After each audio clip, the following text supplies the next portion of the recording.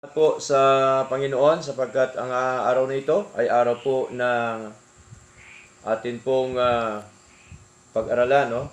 Prayer meeting, pag-aralan ng mga salita po ng Diyos, pagpalakasan po sa isa't isa mga minamahal. Ngayon po, dadako tayo ngayon sa atin pong pagbabasa ng mga salita po ng Diyos. Sa aklat po ng Psalms chapter 46 verse 1. Psalms chapter 46 verse 1. Sabi po ni David, God is our refuge and strength, a very present help in trouble. Sandali po tayong yumuko mga kapatid, tayo manalangin sa Lord, Amang Banal. Salamat po na marami sa inyong patuloy na pangunguna po sa amin. Salamat sa pribilehiyo po ito na kami po, Diyos, ay sama-sama po ngayon upang kayo po ay aming patuloy po na bigyan ng karangalan, kalulhatian po sa aming mga buhay. At ganyan po, Diyos, sa inyong mga salita, nawa kami po inyong patuloy po na turuan, palakasin, kasiglahin po, Panginoon. Nawa, pagkalooban niyo po kami ng malawak na pag-unawa, O Diyos, ng inyong mga aral. Patuloy niyo po nawa kaming lahat pagpalain ng inyong po mga salita po, O Diyos. Salamat po na marami. Sa pangalan po ni Jesus, ito po ang aming dalangin. Amen. Ngayong gabi, mga kapatid, ay ang pamagat po ng ating pag-aaral, God is our ever-present help in trouble. God is our ever-present help in trouble. Ang Diyos ang ating palaging handang tumulong sa panahon ng kabagabagan o pagsubok. Sa buhay natin na ito, sa araw-araw po, sa harapan ng ating Panginoon, ay alam po ng bawat isa na tayong lahat nakakaranas po ng tinatawag po na pagsubok o kabagabagan sa buhay. Karanas po tayo ng fears, ng takot, trials, sicknesses, no, karamdaman sa ating physical na katawan, and uncertainties, yung mga bagay na walang katiyakan sa buhay natin. Ngayong gabi, mga kapatid, nais ko pong i-share sa inyo ang napakagandang pangako ng Diyos sa Kanya mga salita na merong tulong mula sa Kanya. The Word of God teaches that God's grace is sufficient for His people in every situation. No? Ang Diyos ay talaga hong supisyente ang kanyang mga salita, supisyente ang kanyang mga katuruan sa atin, sa ating paglilingkod sa Kanya, na bagamat po tayo ay nakaranas po na matinding mga pagsubok, mga problema suliranin sa ating po mga buhay. Subalit tandaan po natin na meron tayong Diyos na lagi pong kumakalinga sa atin. Meron tayong Diyos na lagi pong kumakanlong po sa atin. Now, number 1 sa atin pong pag-aaral ngayon, number 1, God is our refuge. Ang Diyos ang ating kanlungan o taguan o silungan. A refuge is a place of safety, shelter, and protection from danger. Ang kanlungan ay isang ligtas na lugar na pinupuntahan kapag may panganib, takot, problema, o pagsubok sa buhay. Sa espiritual na kahulugan, ang Diyos ang ating kanlungan, sapagkat sa Kanya tayo nakatatagpo ng proteksyon, kapayapaan, katiwasayan, at kaginhawaan sa buhay.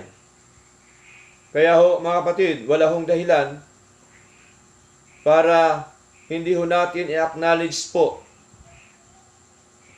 hindi natin kilalanin yung ginawa ng Diyos sa buhay po natin. Nandyan po siya po ang ating kanlungan. Lagi po siyang kumakanlong sa buhay po natin. Kaya sabi ho dito, mga kapatid, sa aklat po ng Psalms, chapter 91, verse 1, sabi po dito, sabi ni David, sapagkat naranasan po ito ni David, mga kapatid, kaya kanya po itong itinuro. Kanya po itong sinabi sa mga Israelita. Sabi po dito, He that dwelleth in the secret place of the Most High shall abide under the shadow of the Almighty. No? Dati, kinakanta pa po natin ito. At ito po ay biblikal na sinabi po ni David, mga kapatid, na dapat po tayo manatili sa kapangyarihan po ng ating Diyos. Verse 2, I will say of the Lord, He is my refuge and my fortress, my God, in Him will I trust. No? Kita ho natin kung paano po nagtiwala si David sa ating Panginoon. Kaya po ang ginawa po ni David, dahil naranasan niya mga bagay na ito, kanya din naman po itong binahagi, sinabi sa mga Israelita during the time, na wala ho siyang ibang pinagkakatiwalaan, kundi ang ating Diyos. Ganon din po sa atin, sa buhay po natin na ito.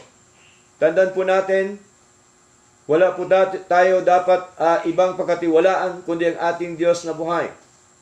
Sapagkat siya lamang po ang ating Diyos na patuloy na tumutulong po sa atin. Verse 3, Surely He shall deliver thee from the snare of the fowler and from the noisome pestilence. No? Siya din po ay nagliligtas, sabi ni David, sa mga silo ng paninilo ng mga tao at sa mga mapamuksang salot. No? Kita ho natin, talaga hong naranasan din niya na siya po ay nasilo ng mga maninilo at siya din po ay nakaranas sa mga mapamuksang salot. Subalit, ang sabi niya, mga kapatid, malinaw po, na siya po ay iniligtas po ng ating Panginoon. Wala hong ibang nagligtas po sa Kanya, kundi ang ating Diyos, mga kapatid. Verse 4, He shall cover thee with His feathers, and under His wings shalt thou trust. His truth shall be thy shield and buckler. No? Kaya po, Kanya po itong sinabi, hinalintulad, na ang ating Diyos katulad po ng bagwis ng isang ibon. At isang pakpak na kung saan ay kumakanlong sa kanya mga anak. Ganun po ang ating kalagayan o sitwasyon sa harapan po ng ating Panginoon. Kaya sabi ni David, ang kanyang katotohanan ay kalasag at baluti. So malinaw po na makita ho natin, mga kapatid, na ang mga katotohanan po ng Panginoon ay siya nating kalasag at baluti sa atin pong mga buhay. Okay? Kung inyo pong makita o na-imagine yung isang ibon sa kanya mga inakay, sa kanya mga anak, ano bang ginagawa ng ibon, mga kapatid? No? Pinoproteksyonan niya yung kanyang mga anak. Inilagay po niya sa ilalim ng kanyang pakpak upang hindi mapahamak, upang hindi magutom, upang hindi mabasa, upang hindi mawasak sa anumang klaseng mga bagyo, sa anumang klaseng mga kalamidad na kanilang naranasan. Ganun po sa buhay natin. No? Si Lord din ang siyang patuloy na kumakalinga sa atin sa anumang mga pagsubok, sa anumang mga problema, sa anumang mga suliranin sa buhay po natin, mga kapatid. Ano pa po? Proverbs chapter 18 verse 10. Sabi po dito, the name of the Lord is a strong tower. The righteous runneth into it and is safe. Tingnan niyo po, no?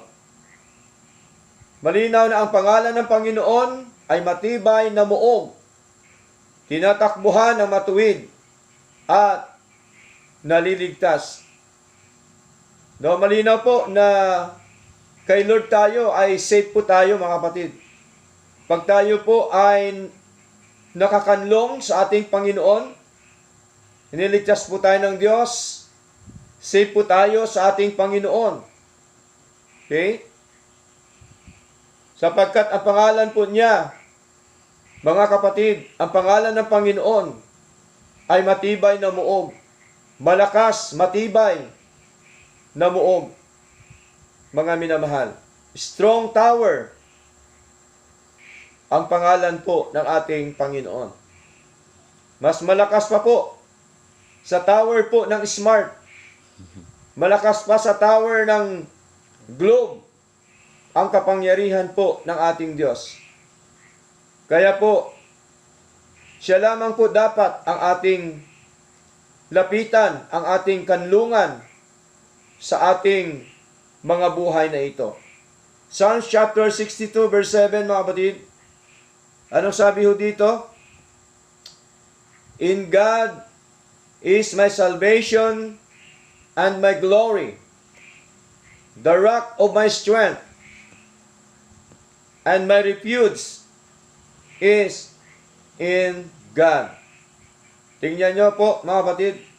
Sabi po ni David, malinaw po, na sa Diyos ang aking kaligtasan at aking kaluwalhatian, ang malaking bato ng aking kalakasan, at ang kanlungan ko'y nasa Diyos. Bakit ito sinabi ni David? Sapagkat naranasan nun niya, mga minamahal. Naranasan niya ang mga pagsubok, ang mga problema, mga suliranin.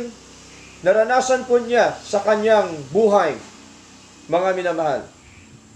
Kahit po siya ay naging hari, naranasan din po niya. Kaya po dito, malinaw po na ang kanlungan po natin, walang iba kundi ating Diyos. Siya, hindi lamang siya ang ating kanlungan, kundi siya din po ang bato ng ating kalakasan. 1 Corinthians chapter 10 verse 4, anong sabi sa bagong tipan?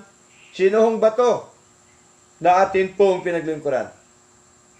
Ang batong ito, walang iba kundi ating Panginoong Hesus Kristo. 1 Corinthians chapter 10 verse 4, mga kapatid. Malinaw po ang sabi po ng banal na kasulatan. Sabi dito, and did all drink the same spiritual drink, for they drank of the spiritual rock that followed them, and that rock was Christ. So, walang dahilan sa buhay po natin para hindi natin po i-recognize, i-acknowledge ang ating Diyos, ang ating buhay na Diyos, ang ating pinakamakapangyarihang Diyos na ating paglingkuran. Siya lamang po ang ating kanlungan sa ating mga buhay. Okay? Ang Panginoon ang ating matibay na kanlungan, mga kapatid, sa oras ng pangangailangan.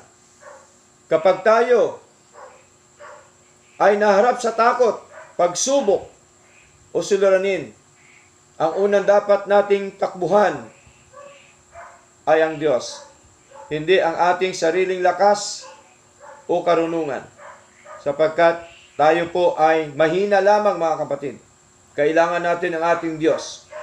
Siya po ang pinaka malakas na Diyos na atin pong pinaglilingkuran.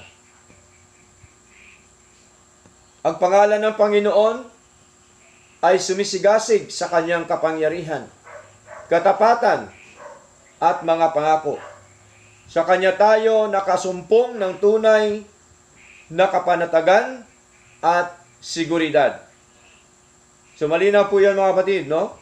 Sa bawat hamon ng buhay, tumakbo tayo sa Panginoon sa pamamagitan ng panalangin at pagtitiwala, sapagkat siya ang ating matibay na muog at ligtas na kanlungan. Kung atin pong titingnan, mga kapatid, ang mga halimbawa sa banal na kasulatan, makita ho natin, when King Saul pursued David to kill him, kita ho natin, kung inyo pong naalala, mga minamahal, sa 1 Samuel chapter 23, nakita ho natin doon kung paano po tinutugis ni Saul si David para patayin. Kung paano hinabol ni Saul si David para patayin. Tandaan po natin, David did not depend on his own strength, but trusted in God as his refuge. God was his refuge from his enemies. So malinaw po, makita ko natin, no? Nagtago po siya sa kuweba. Hindi ho niya kinikilala yung kuweba na siya nagligtas, kundi kinikilala ho niya. Nagdepende po siya doon sa kanyang pagtiwala sa Diyos. Okay? So maraming tao, no, nagtitiwala doon sa mga ginamit lamang ng Diyos, sa mga bagay na ginamit ng Diyos. Subalit, hindi ho nagtitiwala sa Diyos. Para bagang ang Panginoon ay napako sa krus. Maraming tao naniniwala ng krus, pero yung pinako o ang napako, hindi siya naniniwala. Alam po ba mahalaga yung pinako, yung ating Paiso Kristo, hindi yung pinagpakuan, mga kapatid. Ganon din dito. No, sa buhay po ni David, mga kapatid, nung siya po'y tinutugis, kung saan-saan siyang yungib na nagtatago para hindi lamang siya mapatay nitong ni King Saul. Subalit nakita ho natin kung gaano po siya kinanlong ng ating Panginoon. Hindi ho siya kinanlong ng kuweba. Hindi siya kinanlong ng mga tao, kundi siya po ay kinanlong ng ating Diyos. Ganon din po sa buhay natin, mga kapatid. Ang Diyos ang siyang kumakanlong po sa atin. Sino pa po? Biblical example, mga kapatid. Si Daniel. God was his refuge in danger. When Daniel was thrown into the lion's den, he trusted God instead of fearing man. Kita ho natin na talaga ho si Daniel, mga kapatid, ay kinanlong ng ating Panginoon sa kanyang kalagayan na kung saan po ay siya'y kakainin na po ng leon, subalit nandoon po ang kapangyarihan ng Diyos. Kinanlong po siya ng ating Panginoon sapagkat nakita niya si Daniel na kanyang lingkod.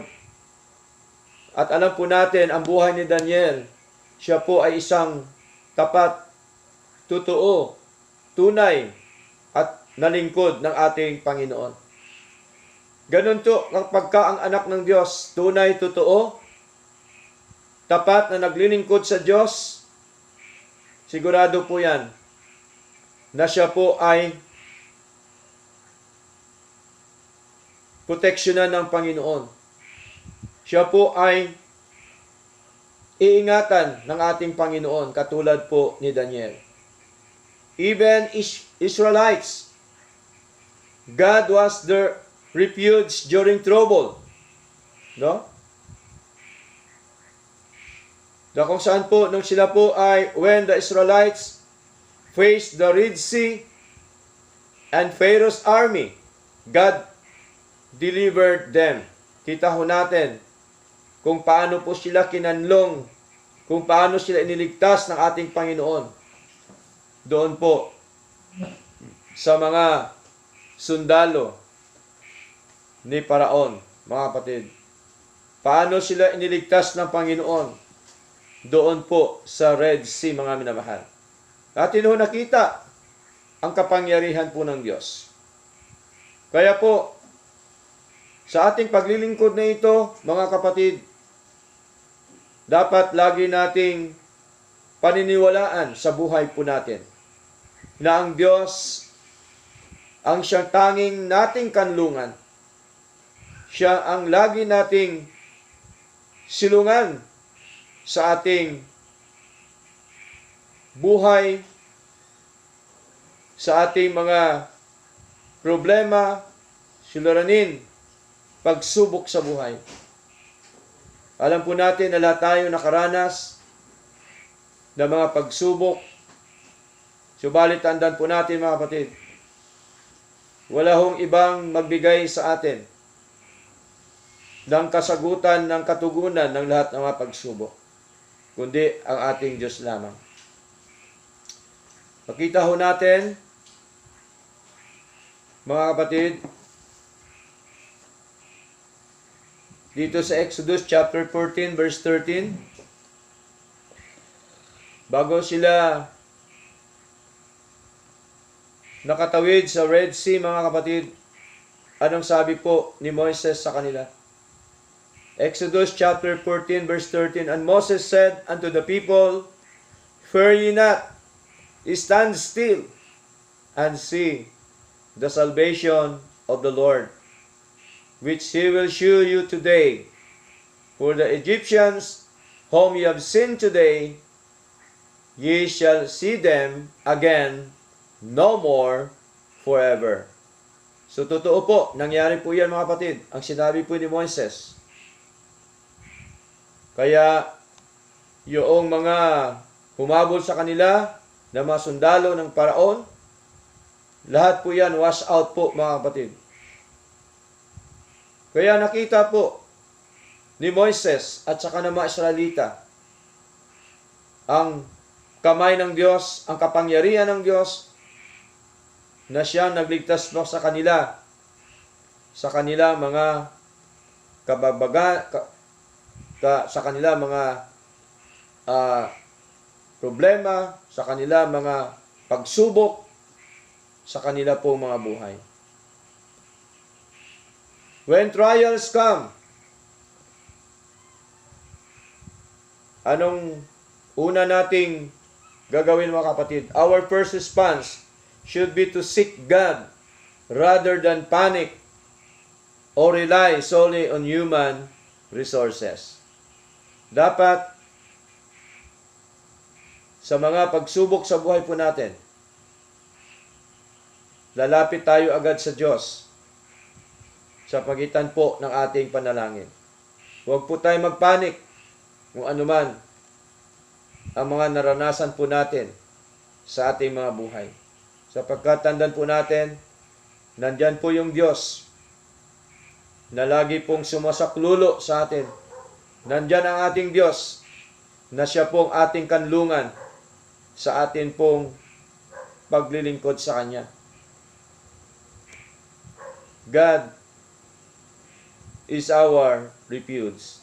Number 2, God is our strength.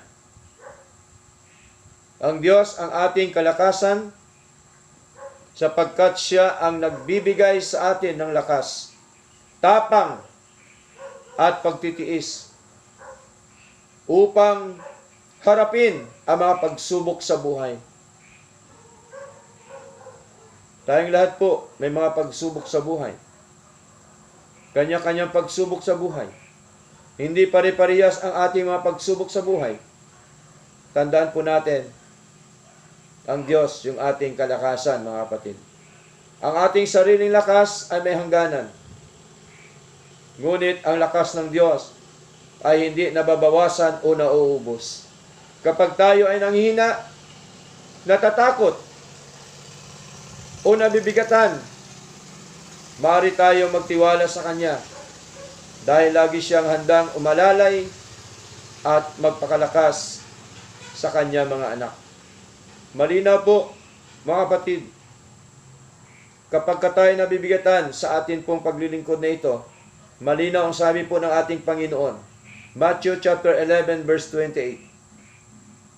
Sabi ni Lord, mga minamahal, come unto me, all ye that labor and heavy laden, and I will give you rest. Si Lord po ang magbigay sa atin ng kapahingahan. Ang atin lamang gawin ay lumapit sa ating Panginoon.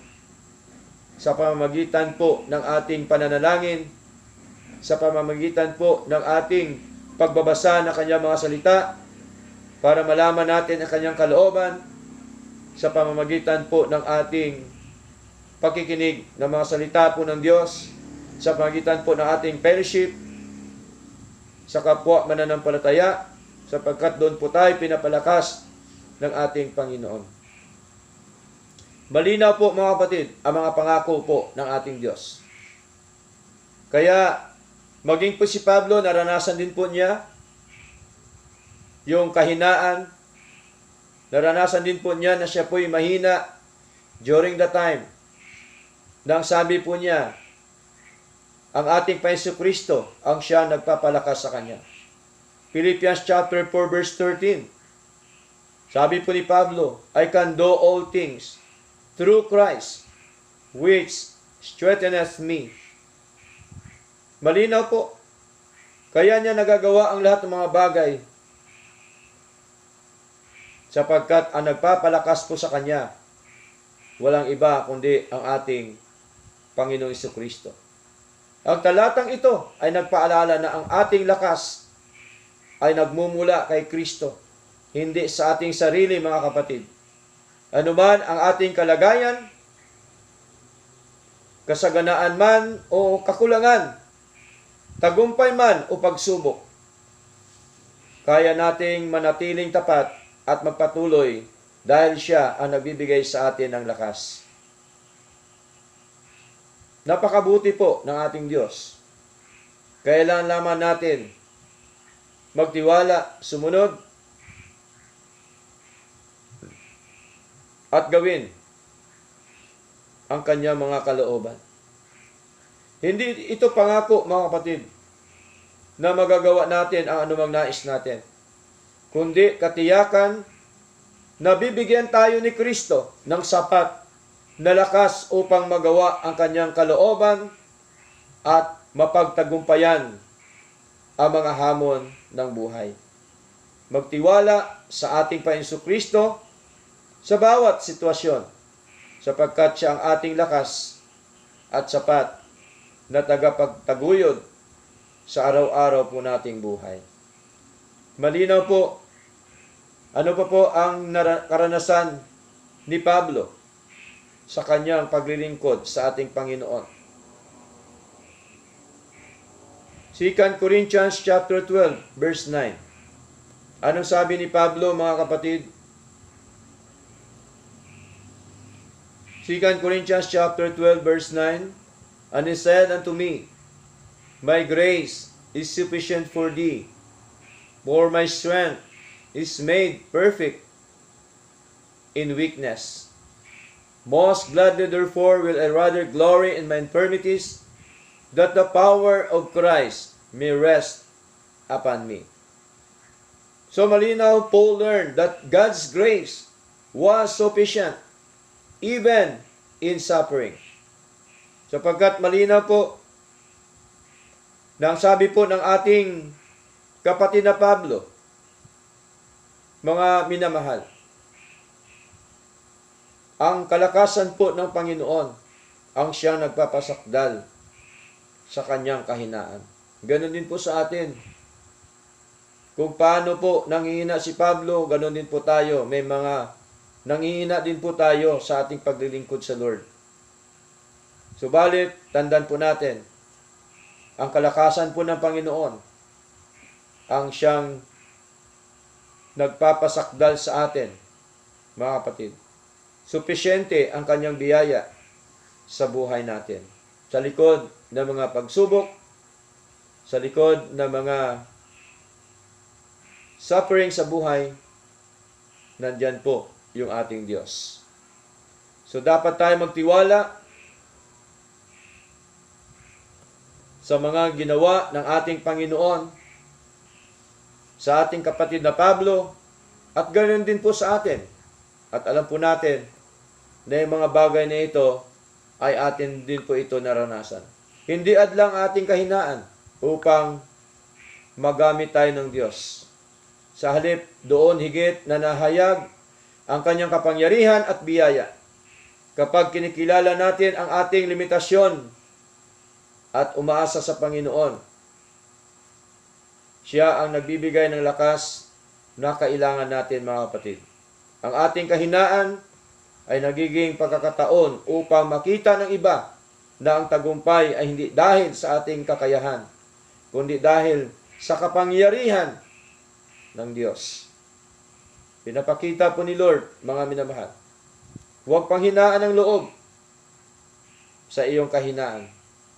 Magtiwala sa Panginoon, sapagkat ang kanyang biyaya ay sapat at ang kanyang kapangyarihan ay higit na nahayag sa mga nagtitiwala sa Kanya. Kaya madalas po natin itong binabasa. Napakagandang talata na sinasabi po ng ating Panginoon sa pagitan ni Pablo na Kanya naman itinuro kay Timoteo, 2 Timothy chapter 2 verse 1. Sabi ni Pablo kay Timoteo, "Thou therefore, my son, be strong in the grace that is in Christ Jesus." Ang lakas ng tao ay may hangganan. At kadalasan nangihina sa gitna ng matinding pagsubok. Ngunit, ang lakas ng Diyos ay hindi kailanman naubos o nabibigo. Siya ang nagbibigay ng lakas upang makatiis sa pagdurusa. Mapaglabanan ang tukso, mga kapatid, at manatiling tapat sa paglilingkod sa Kanya. Hindi palaging inaalis ng Diyos ang ating mga pasanin. Habang tayo nabubuhay, meron tayong mga pinapasan, mga kapatid, na mga problema sa pagsubok sa buhay. Ngunit, ibinibigay niya ang sapat na biyaya at lakas upang ating mapasan at mapagtagumpayan ang mga ito. Malinaw po, lahat po sa buhay natin ay biyaya po ng Diyos. Nabubuhay tayo, mga kapatid, dahil sa biyaya po ng Diyos. Hindi dahil sa iyong lakas, hindi dahil sa iyong galing, kundi lahat sa buhay po natin ay nabubuhay dahil sa biyaya ng Diyos. 1 Peter chapter 5 verse 10. Anong sabi po? "But the God of all grace, who hath called us unto His eternal glory by Christ Jesus, after that ye have suffered a while, make you perfect, establish, strengthen, settle you." Diyos sa lahat ng biyaya para sa atin. Malinaw po yan, mga kapatid. Kaya makita ho natin ang example sa buhay po ni Moises kung paano siya pinalakas ng ating Panginoon. Okay? Moses felt inadequate to lead Israel, but God strengthened him throughout His ministry. At alam po natin na noong tinawag po ng Panginoon si Moises, una tumanggi siya sapagkat hindi siya makapagsalita. Subalit, dahil nga po siya tinawag ng Diyos, hindi pa rin siya nakaligtas, mga kapatid. Kaya sabi ng Panginoon sa kanya, nandyan ang iyong kapatid na si Aaron. Siya ang magsasalita. Hanggang sa tinuruan po siya ng ating Panginoon. Hanggang siya pinalakas ng Panginoon sa kanyang ministry. Kaya ang Diyos po, mga kapatid, ang siya nagpapalakas sa atin. Hindi po ang sinumang tao, hindi po ang ating sarili, kundi ang Diyos ang siyang nagpapalakas. Even Paul, sa kanyang thorn in the flesh, no? Kanyang tinik sa laman, Paul learned to depend on God's strength rather than his own. Malinaw po, si Pablo ay nagdepende po siya sa Diyos, nagtiwala siya sa Diyos, na kahit siya po ay may tinik sa laman, mga kapatid, ay patuloy po siya na nagpapagamit po sa ating Panginoon sapagkat alam po niya na ang Diyos ang siyang nagpapalakas sa kanya. Maging sa atin, sa ating bawat isa, ang Diyos po, mga kapatid, ang siyang nagpapalakas sa atin. Our weaknesses should drive us to depend more fully upon God's power. So malinaw po, mga minamahal. Number 1, God is our refuge. Number 2, God is our strength. And number 3, God is a very present help in trouble. Si Lord po, mga kapatid, ang siyang tutulong po sa atin. Wala na pong iba, mga minamahal.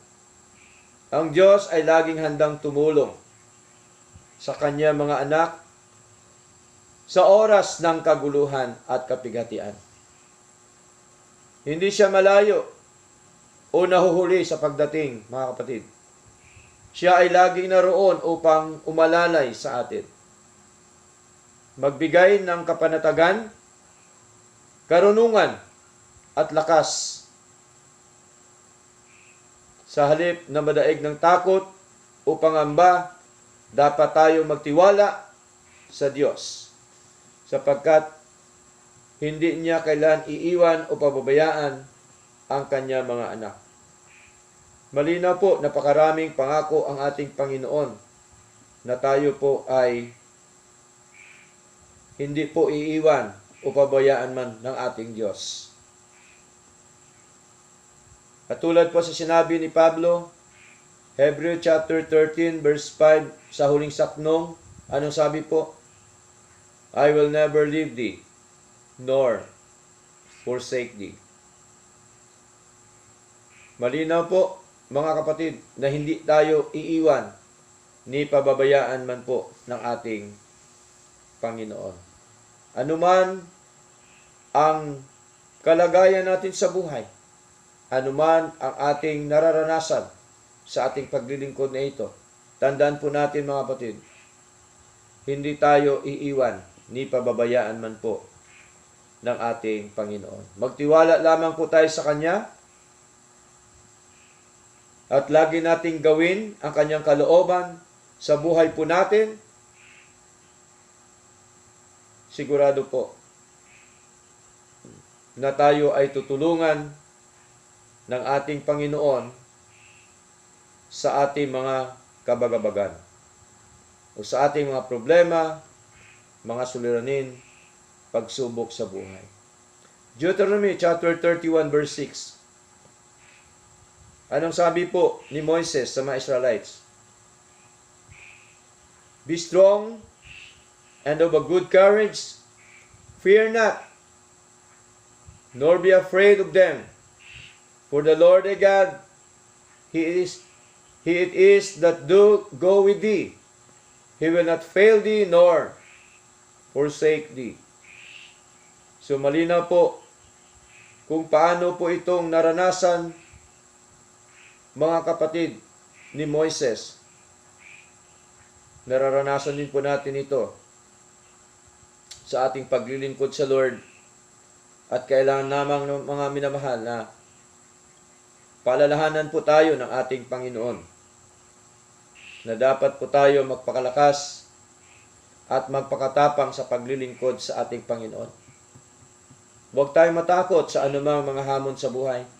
Huwag tayong matakot sa anumang mga bagyo na dumating sa buhay po natin.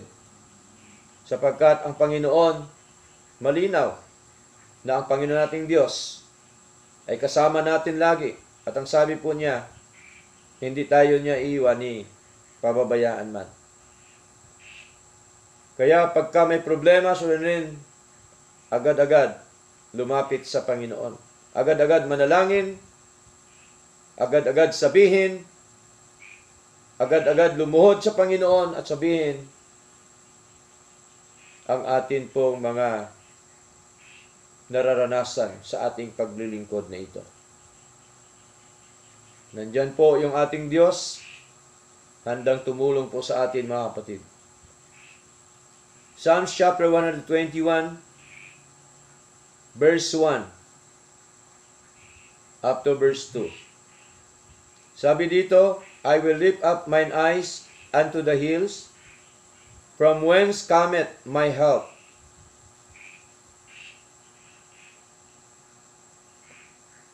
Verse 2, my help cometh from the Lord, which made heaven and earth. Tingnan niyo po, malinaw sabi po ni David, mga kapatid, kanyang naranasan na ang saklulo daw ni David ay nanggagaling sa Panginoon. Maging sa ating buhay, dapat tayo dumulog sa Panginoon sapagkat sakluluhan tayo ni Lord. At ang saklulong iyan ay galing po sa ating Panginoon. Ang Diyos po ay makapangyarihan po sa lahat. Siya po may-ari ng lahat ng mga bagay sa mundong ito. Kaya niyang tugunin ang atin pong mga pangailangan. Kaya po, hindi ho galing sa tao ang tulong, kundi galing po sa ating Panginoon. Ang tao po, ginagamit lamang po ni Lord, mga kapatid. Yan man ay mananampalataya o hindi, kapag ginamit po ni Lord, talaga hong nakita mo kung gaano po kakapangyarihan po ang ating Diyos. Kaya saan man tayo pumaroon, nandun po yung ating Panginoon, mga kapatid.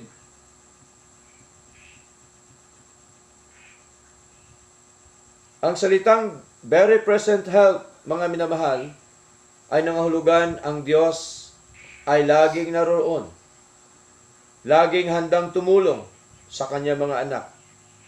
Hindi siya isang Diyos na malayo at nagmamasid lamang. Alam niya ang bawat pagsubok na ating pinagdararaanan. At kasama natin siya sa bawat kapighatian. Ang tulong ng Diyos ay laging dumarating sa tamang panahon. Maaring hindi niya sagutin ang ating mga panalangin ayon sa ating inaasahang oras. Ngunit hindi siya kailanman nahuhuli. Ang kanyang pagtulong ay laging napapanahon at ayon sa kanyang perpektong kalooban at karunungan. Maghintay tayo sa ating mga hinaing sa ating Panginoon. Hintayin natin ang takdang panahon ng ating Panginoon sapagkat siya po ang magkakaloob, ang kanyang perpektong kalooban ang siyang masunod po sa buhay po natin. Biblical example po, mga kapatid, kung paano po tinulungan ng Diyos ang kanyang mga lingkod. God is a very present help in trouble.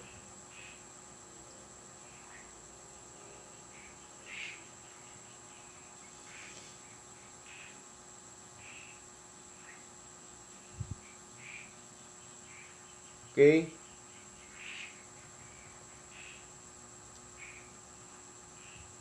Ang tinulungan po niya, ito yung kapatid ni Daniel, yung mga kaibigan ni Daniel, si Shadrach, si Meshach, at saka si Abednego.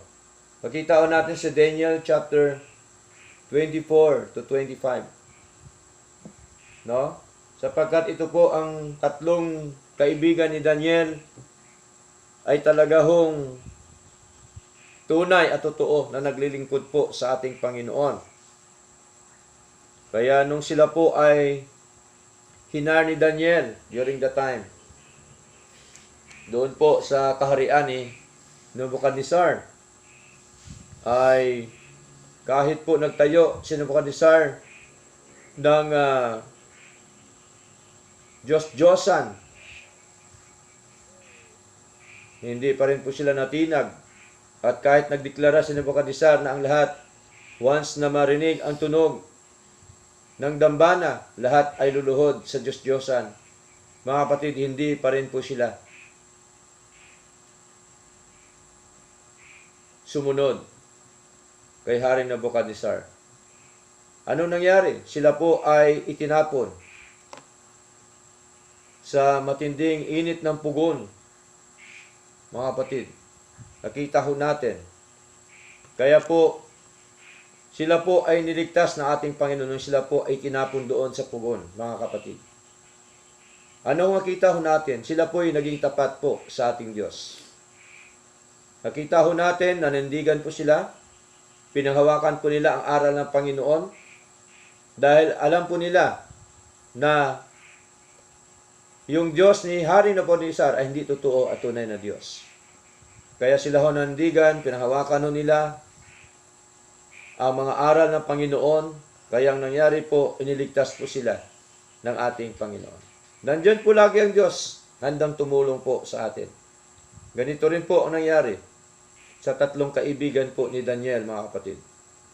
Malinaw po, mga minamahal, na nakita ho natin ang Diyos ay handang tumulong po sa atin. Even our Lord Jesus Christ, sa mga disipulo during the time, nung sila po ay sumakay po ng bangka at matindi po yung alon ang kanilang naranasan. Okay? Kita ho natin, natakot po ang mga disipulo during the time. But Christ was present and sovereign over the storm. Nakita ho natin kung paanong sila iniligtas ng ating Panginoon.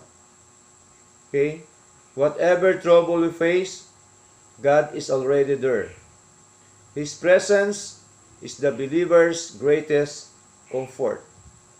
Okay? So malinaw po, mga kapatid, God is our refuge